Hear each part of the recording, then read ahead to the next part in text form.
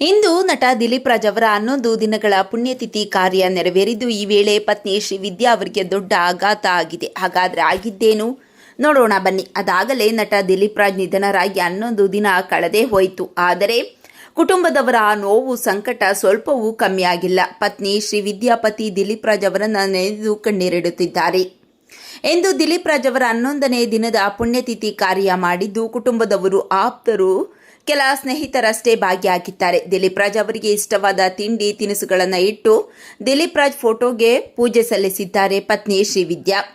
ಇನ್ನು ಪೂಜೆ ಸಲ್ಲಿಸುವಾಗ ದುಃಖವನ್ನ ತಡೆದುಕೊಳ್ಳಲಾಗದೆ ಬಿಕ್ಕಿ ಬಿಕ್ಕಿ ಅಳುತ್ತಾ ಪತಿಯ ಫೋಟೋ ಮುಂದೆ ಕುಸಿದು ಬಿದ್ದಿದ್ದಾರೆ. ಪ್ಲೀಸ್ ಬಾರೋ, ನಿನ್ನ ಬಿಟ್ಟು ಬದುಕೋ ಶಕ್ತಿ ನನಗಿಲ್ಲ ಕಣೋ ದಿಲೀಪ, ಪ್ಲೀಸ್ ಬಾ, ನಿನಗೆ ಸ್ವಲ್ಪವೂ ಕಷ್ಟ ಇಲ್ಲದಂತೆ ರಾಣಿ ಥರ ನೋಡಿಕೊಳ್ಳುತ್ತೇನೆ ಅಂತ ಹೇಳಿದ್ದೆ. ಈಗ ಆ ಮಾತು ಎಲ್ಲಿ ಹೋಯಿತು ಅಂತ ಬಿಕ್ಕಿ ಬಿಕ್ಕಿ ಕಣ್ಣೀರಿಟ್ಟಿದ್ದಾರೆ ಪತ್ನಿ ಶ್ರೀವಿದ್ಯಾ. ಶ್ರೀವಿದ್ಯಾ ಅವರ ದುಃಖವನ್ನು ನೋಡಿ ಅಲ್ಲಿದ್ದವರ ಕರುಳು ಹಿಂಡಿದಂತಾಗಿದ್ದು, ಶ್ರೀವಿದ್ಯಾ ಅವರನ್ನು ಸ್ವಲ್ಪ ಮಟ್ಟಿಗೆ ಸಮಾಧಾನ ಪಡಿಸಿದ್ದಾರೆ. ಈ ಬಗ್ಗೆ ನಿಮ್ಮ ಅನಿಸಿಕೆಗಳನ್ನು ಕಾಮೆಂಟ್ ಮಾಡಿ ತಿಳಿಸಿ.